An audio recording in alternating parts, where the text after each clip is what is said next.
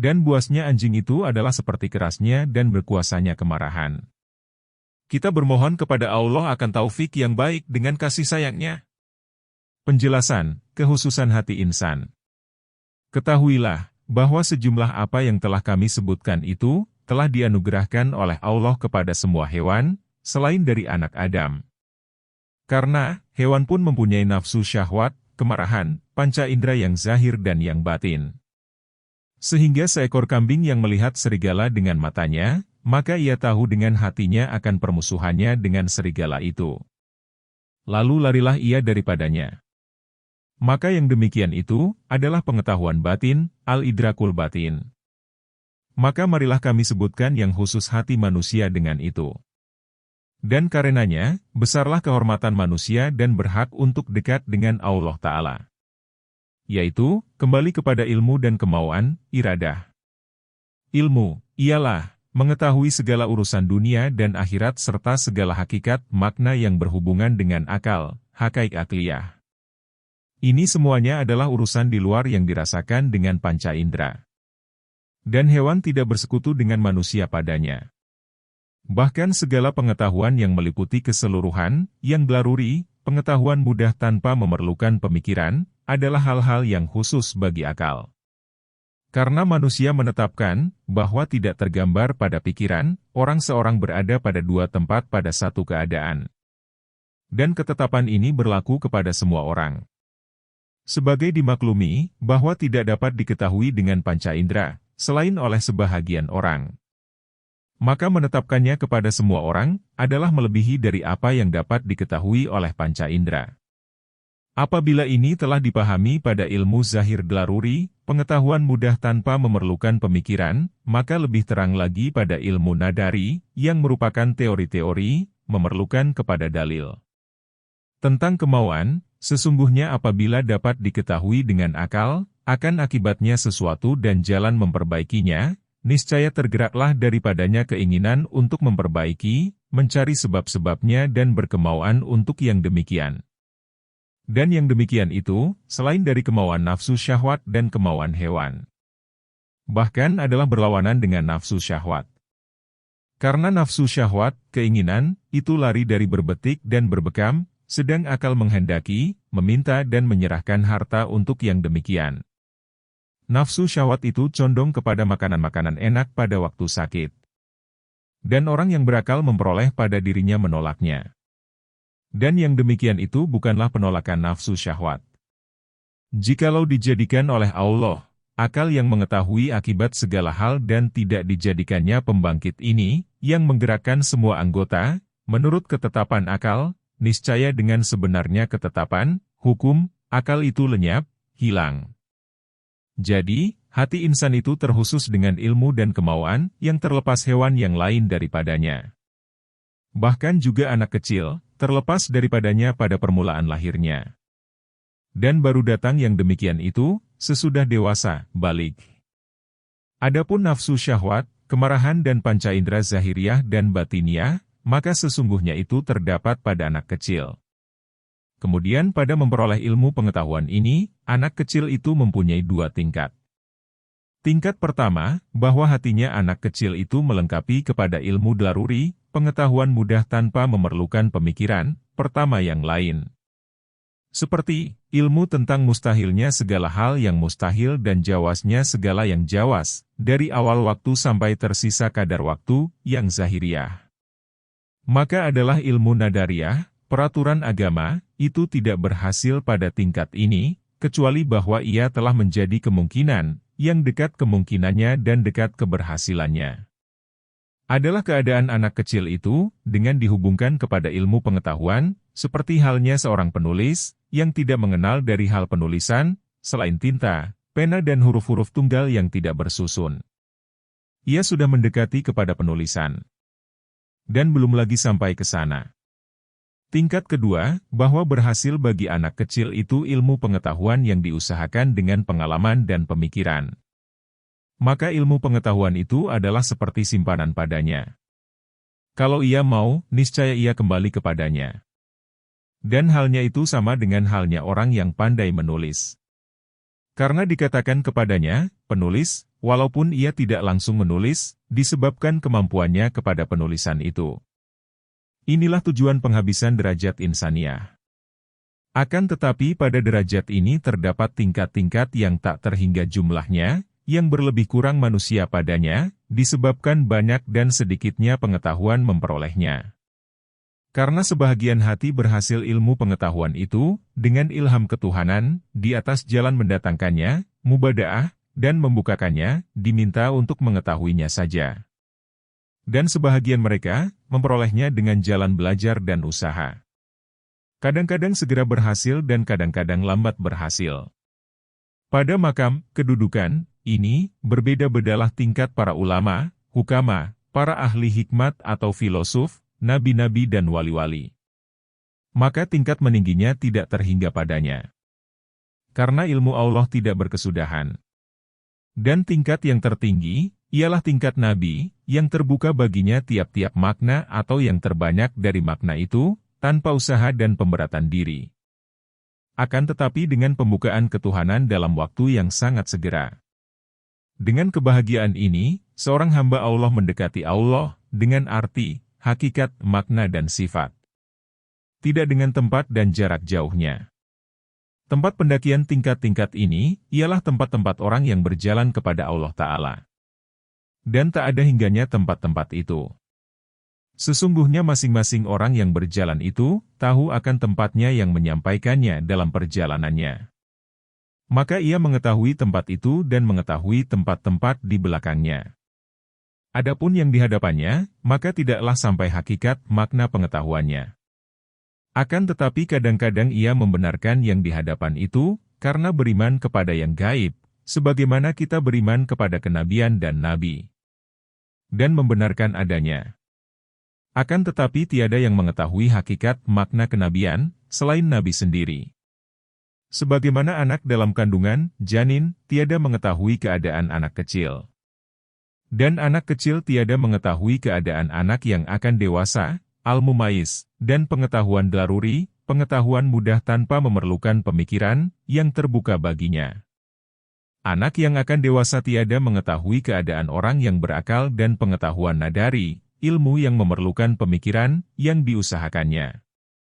Maka seperti itu pula lah orang yang berakal, akli, tiada mengetahui segala macam kelebihan lemah lembut dan rahmatnya Allah, yang dibuka oleh Allah kepada wali-wali dan nabi-nabinya. Barang apapun rahmat yang dibuka oleh Allah kepada manusia, maka tiada yang menahannya. Rahmat itu diberikan, disebabkan kemurahan dan kemuliaan Allah, tiada kikir kepada seorang pun. Tetapi sesungguhnya jelas yang demikian dalam hati yang mencari pemberian rahmat Allah Ta'ala, sebagaimana disabdakan oleh Nabi, sesungguhnya pada hari-hari masamu, Tuhanmu mempunyai pemberian-pemberian. Mengapa kamu tidak datang mengambilnya? Datang mengambil pemberian itu, ialah dengan membersihkan dan mensucikan hati dari kekejian dan kekotoran yang diperoleh daripada budi pekerti tercela, sebagaimana akan datang penjelasannya. Kepada kemurahan inilah disyaratkan dengan sabda Nabi, tiap-tiap malam, rahmat Allah turun ke langit dunia. Lalu Allah Ta'ala berfirman, adakah orang yang berdoa, supaya aku perkenankan doanya? Dan dengan sabda Nabi sebagai hikayah daripada Allah, Azza wa Jalla, telah lamalah rindunya orang-orang baik untuk bertemu dengan aku. Dan aku lebih rindu lagi untuk menemui mereka. Dan dengan sabda Nabi, barang siapa mendekati aku sejengkal, niscaya aku mendekatinya sehasta. Semua itu isyarat, bahwa cahaya ilmu tidak terdinding, terhijab, dari hati, karena kikir dan larangan dari pihak yang memberi nikmat. Maha suci ia dari sifat kikir dan melarang. Akan tetapi cahaya ilmu itu terdinding karena kekejian, kekotoran dan kesibukan dari pihak hati itu sendiri. Sesungguhnya hati itu seperti bejana, tempat air. Selama masih penuh dengan air, maka tidak dimasuki udara. Maka hati yang disibukkan oleh selain Allah, niscaya tidak dimasuki oleh ma'rifah, mengenal, keagungan Allah Ta'ala. Kepada inilah diisyaratkan dengan sabda Nabi, jikalau tidaklah setan-setan itu mengelilingi hati anak Adam, manusia, niscaya mereka dapat memandang ke alam malakut yang tinggi. Dari keseluruhan ini, teranglah bahwa kehususan manusia itu, ilmu dan hikmah. Dan yang termulia, dari segala macam ilmu itu, ialah ilmu mengenai Allah, sifat-sifatnya dan af'alnya, perbuatannya. Maka dengan itulah kesempurnaan manusia. Dan pada kesempurnaannya itu kebahagiaan dan kepatutannya di sisi Tuhan yang Maha Agung dan Maha Sempurna. Maka tubuh manusia itu tersusun untuk jiwa dan jiwa itu tempat ilmu. Dan ilmu itu maksud manusia dan kehususannya, yang karena ilmulah, manusia itu dijadikan. Sebagaimana kuda bersekutu dengan keledai tentang kuatnya membawa beban dan khusus bagi kuda dengan kuatnya lari mengejar musuh dan berlarian serta bagusnya bentuk, maka adalah kuda itu dijadikan karena kehususan tersebut. Kalau hal khusus itu kosong, niscaya turunlah kuda itu ke lembah tingkatan keledai. Begitu pula lah manusia. Ia bersekutu dengan keledai dan kuda pada beberapa hal. Dan ia berbeda dari keduanya dalam beberapa hal yang menjadi kehususannya. Kehususan itu setengah dari sifat-sifat malaikat yang dekat di sisi Tuhan semesta alam. Dan manusia dalam kedudukannya adalah di antara hewan dan malaikat. Sesungguhnya manusia itu dari segi ia makan dan berketurunan, adalah tumbuh-tumbuhan. Dan dari segi ia merasa dan bergerak dengan kemauan sendiri, ikhtiar, adalah hewan. Dan dari segi bentuk dan tegaknya, maka adalah seperti bentuk yang diukir pada dinding tembok. Dan kehususannya, ialah mengetahui hakikat makna segala sesuatu. Maka barang siapa menggunakan semua anggota tubuh dan kekuatannya dengan cara meminta tolong untuk ilmu dan amal, maka ia telah serupa dengan malaikat. Maka berhaklah ia dihubungkan dengan para malaikat. Dan layaklah dinamakan, malaikat dan Rabbani, orang yang dekat dengan Tuhan, sebagaimana diterangkan oleh Allah tentang sifat-sifat Yusuf dengan firman-Nya, ini bukan manusia, tetapi ini malaikat yang mulia. Surat 12 Yusuf ayat 31.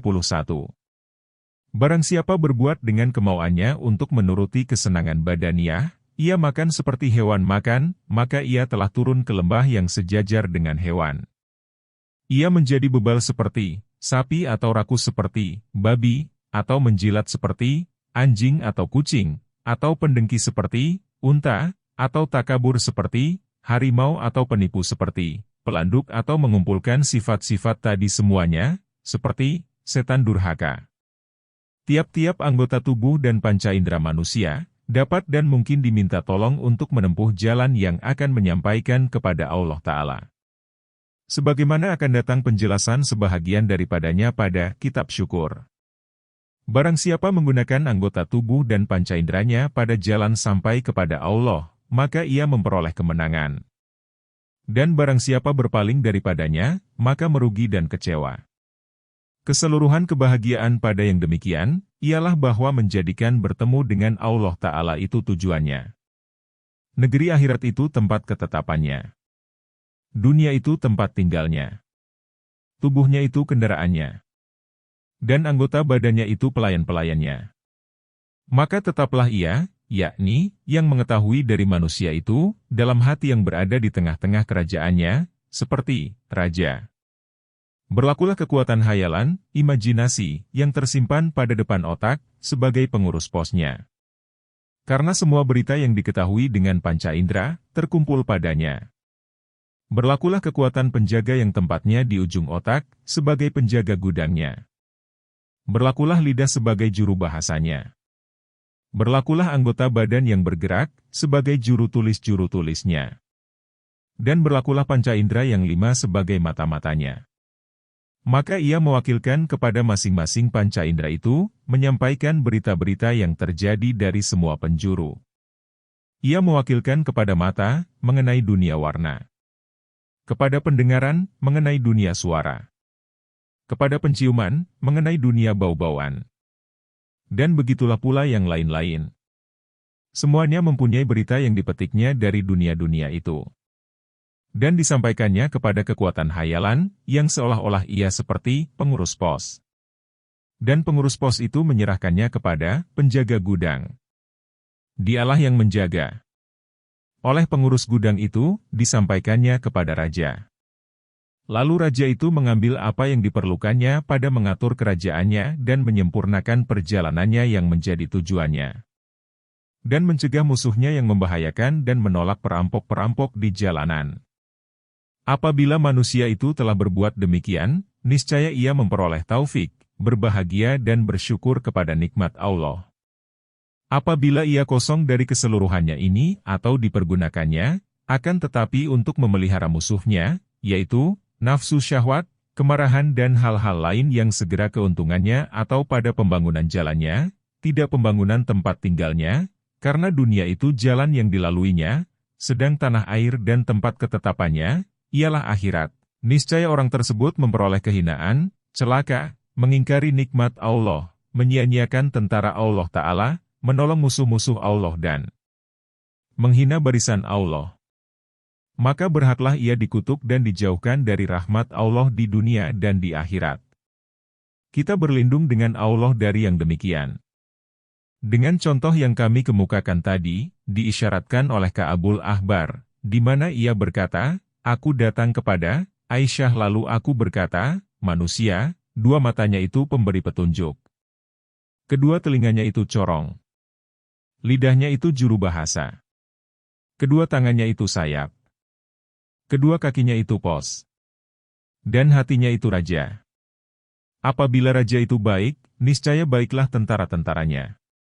Lalu, Aisyah menyahut, begitulah aku mendengar Rasulullah bersabda. Ali berkata tentang memberi contoh hati, sesungguhnya Allah Ta'ala mempunyai tempat-tempat air, bejana, di buminya. Yaitu, hati. Maka hati yang paling dikasihi oleh Allah Ta'ala, ialah yang paling halus, yang paling bersih dan yang paling keras. Kemudian Ali menafsirkannya dengan mengatakan, paling kerasnya hati itu mengenai agama, paling bersihnya mengenai keyakinan, dan paling halusnya kepada saudara-saudara. Itulah yang diisyaratkan dengan firman Allah Ta'ala, bersikap teguh dan kuat terhadap orang-orang yang tidak beriman, bersifat kasih sayang antara sesama mereka. Surat 48 Al-Fat ayat 29.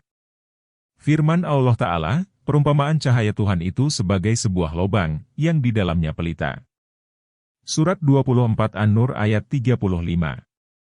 Ubay bin Ka'ab berkata, artinya seperti cahaya orang mukmin dan hatinya. Dan firman Allah Ta'ala, atau keadaan mereka, sebagai kegelapan di laut yang dalam. Surat 24 An-Nur ayat 40. Itu adalah seperti hati orang munafik. Zaid bin Aslam berkata tentang firman Allah Ta'ala, dalam batu tulis yang terpelihara baik. Surat 85 Al-Buruj ayat 22. Yaitu, hati orang mukmin. Sah berkata, hati dan dada itu adalah seperti arasi dan kursi. Itulah contoh-contoh hati itu. Penjelasan, kumpulan sifat-sifat hati dan contoh-contohnya. Ketahuilah, bahwa manusia itu tentang kejadian dan susunan badannya, tersertakan 4 campuran. Maka dari itu, berkumpullah pada manusia 4 sifat. Yaitu, sifat kebuasan, sifat kebinatangan, sifat kesetanan dan sifat ketuhanan. Bila manusia itu dikuasai oleh sifat kemarahan, maka ia melakukan perbuatan-perbuatan binatang buas, yaitu, permusuhan, kemarahan dan serangan terhadap manusia lain dengan pukulan dan makian.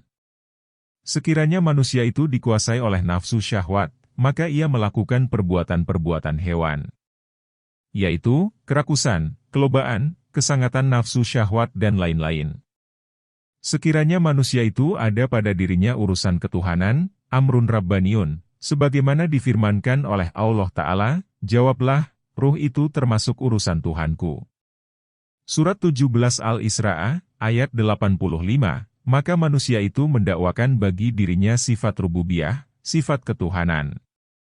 Ia ingin kekuasaan, ketinggian, kehususan, ketangan besian dalam semua urusan, kesendirian menjadi kepala, keterlepasan dari belenggu perbudakan dan kerendahan.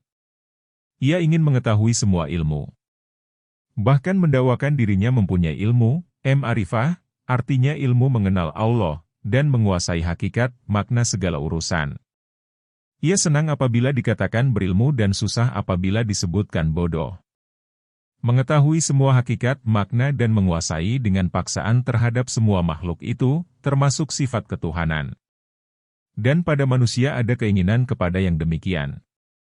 Dan dari segi manusia itu mempunyai sifat khusus, dapat membedakan segala sesuatu, dibandingkan dengan hewan, di samping manusia dan hewan itu sama-sama mempunyai sifat marah dan nafsu syahwat, yang menghasilkan sifat kesetanan, maka manusia itu menjadi jahat.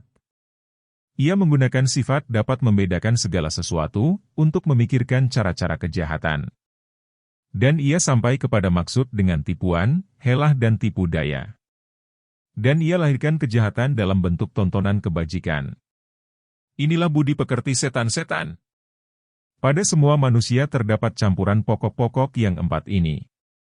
Yakni, Rabbaniyah, artinya sifat ketuhanan, kesetanan, kebuasan dan kebinatangan. Semuanya terkumpul dalam hati. Maka seolah-olah yang terkumpul pada kulit manusia itu, ialah babi, anjing, setan dan ahli fikir. Babi, yaitu nafsu syahwat. Sesungguhnya babi itu tidaklah tercela karena warnanya, bentuknya dan rupanya. Akan tetapi, karena rakusnya, dahaganya dan lobanya. Dan anjing itu ialah marah. Sesungguhnya, binatang buas yang menerkam dan anjing yang galak, tidaklah dia itu anjing dan binatang buas, dipandang dari rupa, warna dan bentuk. Akan tetapi jiwa arti kebuasan itu, penerkaman, permusuhan dan kegalakan. Dan dalam batin manusia itu, terdapat kebuasan binatang buas dan kemarahannya, kerakusan babi dan kelobaannya.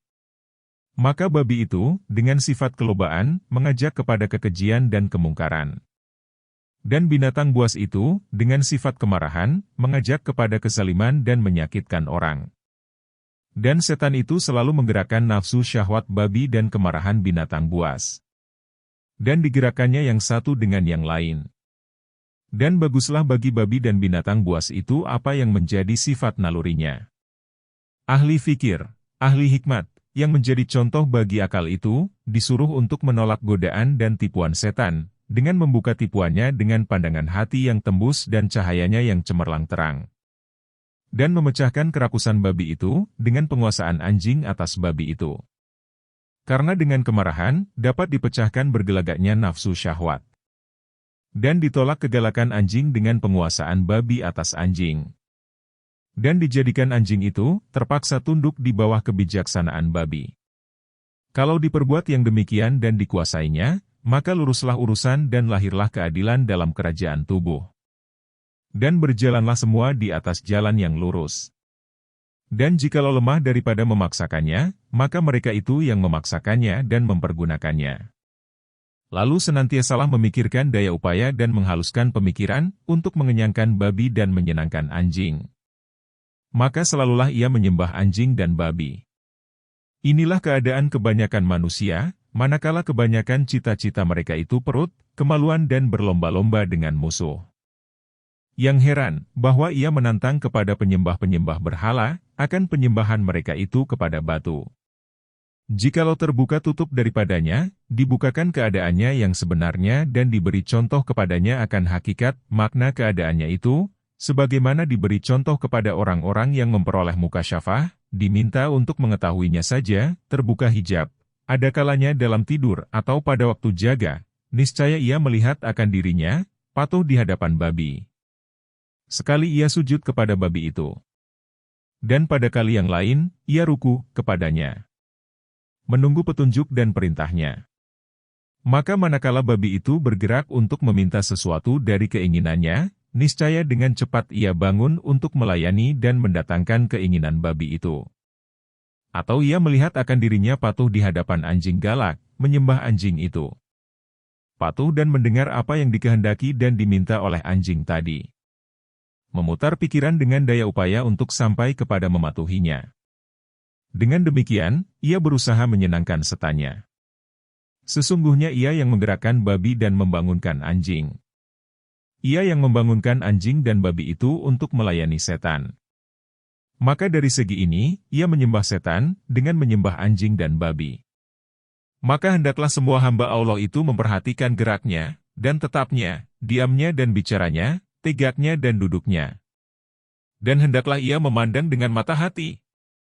Maka ia tidak melihat kalau ia menginsyafi akan dirinya, selain ia berusaha sepanjang hari, menyembah yang tersebut itu. Inilah penganiayaan yang paling penghabisan. Karena pemilik dijadikannya yang dimiliki. Pemimpin dijadikannya yang dipimpin. Tuan dijadikannya budak. Dan yang berkuasa dijadikannya yang dikuasai. Karena akal Allah yang berhak untuk menjadi tuan, yang dapat memaksa dan yang berkuasa. Dan telah diperbuatnya akal itu untuk melayani yang tiga itu, anjing, babi dan setan. Maka tak dapat dibantah, lantaran mematuhi yang tiga tadi, berkembanglah dalam hatinya, sifat-sifat yang bertindis lapis. Sehingga ia menjadi setempel dan karat, yang membinasakan dan mematikan hati. Adapun mentaati babi nafsu syahwat, maka timbullah daripadanya sifat kurang malu, keji, boros, kikir, ria, rusak kehormatan, suka main-main, senda gurau, loba, rakus, penjilat, dengki, busuk hati, suka memaki dan lain-lain. Adapun mentaati anjing amarah, maka berkembanglah daripadanya, kepada hati, sifat-sifat, membuta tuli, sembrono, angkuh, ingin tinggi sebenang, kemarahan meluap-luap, takabur, membanggakan diri, suka melecehkan orang, memandang ringan terhadap orang, penghinaan terhadap orang, kemauan jahat, ingin berbuat kezaliman dan lain-lain. Adapun mentaati setan, ialah dengan mengikuti nafsu syahwat dan kemarahan. Maka menghasilkan sifat mengicuh, menipu, mencari dalil, tipu muslihat, berani babi, menipu, membuat contoh yang tidak-tidak, menokoh, merusak, perkataan kotor dan sebagainya. Jikalau keadaan itu dibalik dan semuanya dipaksakan di bawah kebijaksanaan sifat ketuhanan, sifat Rabbaniyah, niscaya tetaplah dalam hatinya sifat-sifat ketuhanan. Yaitu, ilmu, hikmah, yakin, meliputi pengetahuannya tentang hakikat makna segala sesuatu, mengetahui segala urusan menurut yang sebenarnya, menguasai atas tiap sesuatu, dengan kekuatan ilmu, nur mata hati dan berhak tampil di atas makhluk, karena kesempurnaan dan keagungan ilmu. Dan ia terlepas daripada perbudakan hawa nafsu dan kemarahan. Dan berkembanglah sifat-sifat mulia, lantaran terkungkungnya babi hawa nafsu dan kembalinya ke batas normal. Sifat-sifat mulia itu, seperti, sifat menjaga diri, merasa cukup dengan yang ada, tenang, zuhud, wara, takwa, lapang dada, bagus sikap, malu, ramah, bertolong-tolongan dan sebagainya. Dan dengan mengekang kekuatan amarah, memaksakannya dan mengembalikannya ke batas yang seharusnya, maka menghasilkan sifat, berani, dermawan, suka menolong, mengekang nafsu, sabar, penyantun, memikul kewajiban, pemaaf, tetap pendirian, hati mulia, cerdik, berjiwa besar, dan lain-lain. Maka hati adalah seperti cermin yang telah diliputi oleh hal-hal yang membekas tadi. Bekas-bekas itu secara bersambung akan sampai kepada hati. Adapun bekas-bekas yang terpuji yang sudah kami sebutkan dahulu, maka akan menambah cemerlangnya cermin hati, bersinar, cemerlang, nur dan terang. Sehingga cemerlanglah jelasnya kebenaran. Dan terbukalah hakikat, makna urusan yang dicari dalam agama. Kepada contoh hati inilah, diisyaratkan dengan sabda Nabi, apabila dikehendaki oleh Allah kebajikan pada seorang hamba, niscaya dijadikannya orang itu memperoleh pelajaran dari hatinya. Dan dengan sabda Nabi, barang siapa mempunyai juru nasihat dari hatinya, niscaya ada penjaga daripada Allah kepadanya. Hati ini ialah yang menetap ingatannya kepada Allah. Allah Ta'ala berfirman, ketahuilah, bahwa dengan mengingati Allah, hati menjadi tentram. Surat 13 Ar-Ra'd ayat 28. Adapun bekas-bekas yang tercela, adalah seperti asap yang menggelapkan, yang naik kepada kaca hati. Dan senantiasa bertambah tebal, dari sekali ke sekali. Sehingga hati itu hitam dan gelap. Dan secara keseluruhan, hati itu menjadi terdinding, terhijab, daripada Allah Ta'ala. Yaitu, tabiat. Dan itu karatan. Allah Ta'ala berfirman, jangan berpikir begitu. Bahkan apa yang telah mereka kerjakan itu, menjadi karat pada hati mereka. Surat 83 Al-Mutaffifin ayat 14. Allah, Azza wa Jalla berfirman, apakah belum jelas bagi orang-orang yang mempusakai suatu negeri sesudah lenyap penduduknya, bahwa kalau kami menghendaki tentu kami azab mereka karena dosa-dosanya, dan kami kunci mati hati mereka sehingga mereka tidak dapat mendengar pelajaran lagi. Surat 7 Al-Ra'af ayat 100. Tidak mendengarnya itu diikatkan dengan mencapnya dengan segala dosa, adalah sebagaimana mendengar diikatkan dengan takwa. Allah Ta'ala berfirman, bertakwalah kepada Allah dan dengarkanlah perintahnya. Surat 5 Al-Ma'idah ayat 108. Firman Allah Ta'ala, bertakwalah kepada Allah dan Allah mengajar kamu. Surat 2 Al-Baqarah ayat 282. Manakala dosa itu telah bertindih lapis, niscaya tercapkanlah di atas hati. Dan pada ketika itu, butalah hati daripada mengetahui kebenaran dan kebaikan agama. Dan ia mempermudahkan urusan akhirat. Dan membesarkan urusan dunia. Dan jadilah cita-citanya terbatas kepada dunia. Maka apabila pendengarannya diketok dengan urusan akhirat dan bahaya-bahaya yang ada di akhirat, niscaya masuk dari satu telinga dan keluar dari telinga yang satu lagi. Tidak menetap di dalam hati dan tidak menggerakkannya kepada taubat dan memperoleh yang telah hilang. Merekalah orang-orang yang telah putus asa dari akhirat, sebagaimana putus asanya orang-orang kafir yang di dalam kubur. Inilah artinya kehitaman hati disebabkan dosa, sebagaimana dituturkan oleh Al-Quran dan Sunnah. Maimun bin Mahran berkata, apabila seorang hamba Allah berdosa dengan sesuatu dosa, maka menitiklah pada hatinya suatu titik hitam. Maka apabila ia mencabut dirinya dari dosa itu dan bertaubat, maka hati itu berkilat kembali. Dan kalau ia kembali lagi, niscaya ditambahkan pada titik hitam itu, sehingga hatinya tinggi. Maka itulah karat namanya. Nabi bersabda, hati orang mukmin itu bersih, padanya pelita yang bercahaya gemilang. Dan hati orang kafir itu hitam terbalik. Maka mentaati Allah dengan menyalahi hawa nafsu itu melicinkan hati. Dan berbuat maksiat kepada Allah Ta'ala itu menghitamkan hati. Orang yang menghadapkan dirinya kepada perbuatan maksiat, niscaya hitamlah hatinya. Dan orang yang berbuat kebajikan sesudah kejahatan dan menghapuskan bekas kejahatan itu, niscaya hatinya tidak gelap. Akan tetapi cahayanya berkurang, seperti kaca, yang bernafas padanya. Kemudian disapunya dan bernafas lagi, kemudian disapunya. Maka kaca itu tidak terlepas dari kekeruhan. Nabi bersabda, hati itu tempat macam, hati yang bersih, padanya pelita yang bersinar gemilang. Maka itulah hati orang mukmin. Hati hitam terbalik, maka itulah hati orang kafir. Hati terbungkus yang terikat bungkusannya. Itulah hati orang munafik. Dan hati yang melintang, padanya keimanan dan kemunafikan. Maka keimanan di dalam hati itu, adalah seperti sayur-sayuran, yang dipanjangkan oleh air yang baik. Dan kemunafikan di dalam hati, adalah seperti luka yang dipanjangkan oleh darah dan nanah. Maka yang manakah di antara dua hal tadi yang banyak pada hati, maka begitulah jadinya hati itu. Dan pada suatu riwayat, berjalanlah hal itu dengan hati. Allah Ta'ala berfirman, sesungguhnya orang-orang yang bertakwa, apabila mereka ditipu oleh setan yang datang berkunjung, mereka ingat kembali dan ketika itu mereka menjadi orang-orang yang mempunyai pemandangan. Surat 7 Al-Ra'af ayat 201. Diterangkan, bahwa terangnya hati dan dapat memandang adalah berhasil dengan zikir, menyebut dan mengingati Allah. Dan ingatan itu tidak mungkin selain dari orang-orang yang takwa. Maka takwa itu pintu zikir. Dan zikir itu pintu kasyaf, terbuka hijab. Dan kasyaf, terbuka hijab, itu pintu kemenangan besar. Yaitu, kemenangan bertemu dengan Allah Ta'ala. Penjelasan, contohnya hati dihubungkan kepada ilmu pengetahuan khususnya. Ketahuilah, bahwa tempat ilmu itu, ialah hati. Yakni, yang halus, yang mengatur segala anggota tubuh manusia. Yang halus inilah, yang dipatuhi dan yang dilayani oleh segala anggota tubuh. Yang halus itu, dengan dihubungkan kepada hakikat makna pengetahuan, adalah seperti cermin, dengan dihubungkan kepada bentuk segala yang berwarna.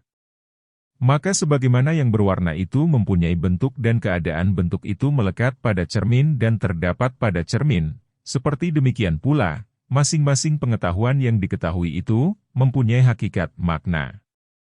Dan hakikat makna itu mempunyai bentuk yang tercap dalam cermin hati dan jelas di dalamnya.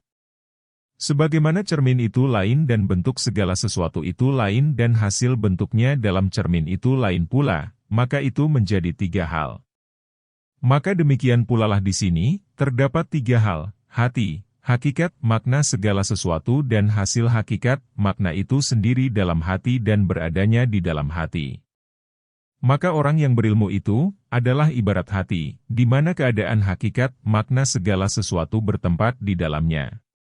Dan pengetahuan yang diketahui itu adalah ibarat hakikat makna segala sesuatu. Dan pengetahuan itu sendiri adalah ibarat hasil bentuk di dalam cermin.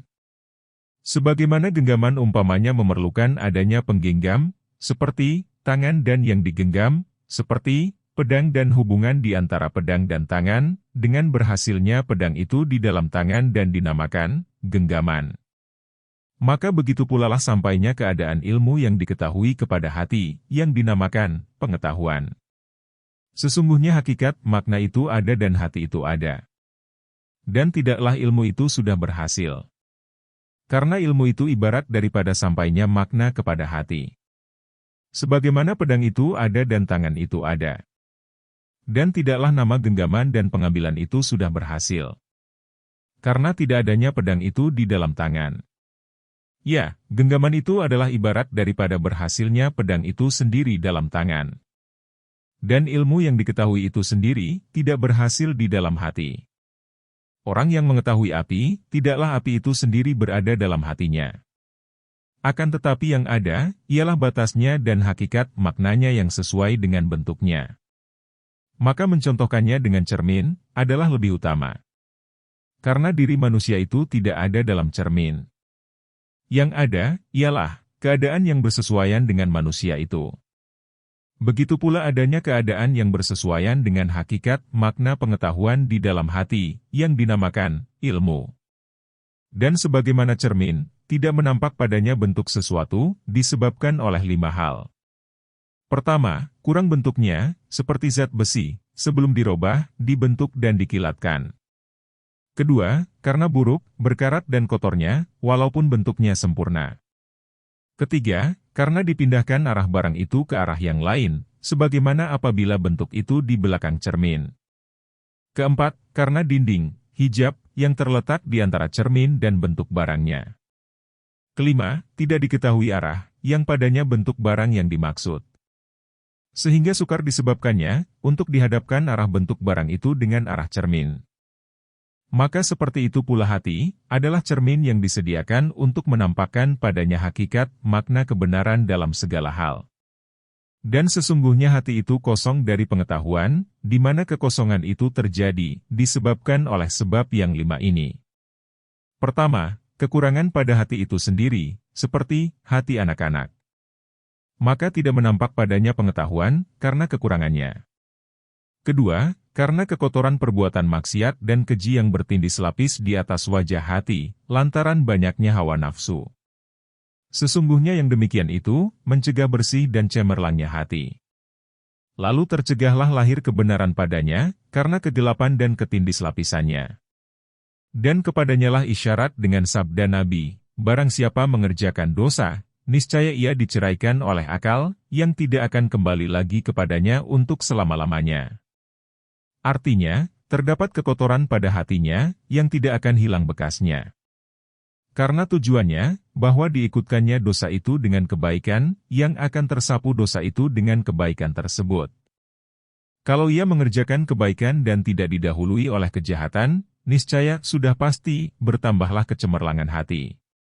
Maka manakala datanglah kejahatan, niscaya hilanglah faedah kebaikan. Akan tetapi hati itu kembali kepada keadaannya, sebelumnya kejahatan dan tidak bertambah cahayanya. Inilah kerugian yang nyata dan kekurangan yang tidak dapat dielakkan. Maka tidaklah cermin yang kotor, kemudian disapu dengan alat yang mengkilatkan, seperti yang disapu dengan alat yang mengkilatkan karena bertambah cemerlangnya, tanpa ada kekotoran yang terdahulu. Maka menghadapkan diri kepada mentaati Allah dan berpaling dari kehendak hawa nafsu, itulah yang mencemerlangkan dan yang membersihkan hati.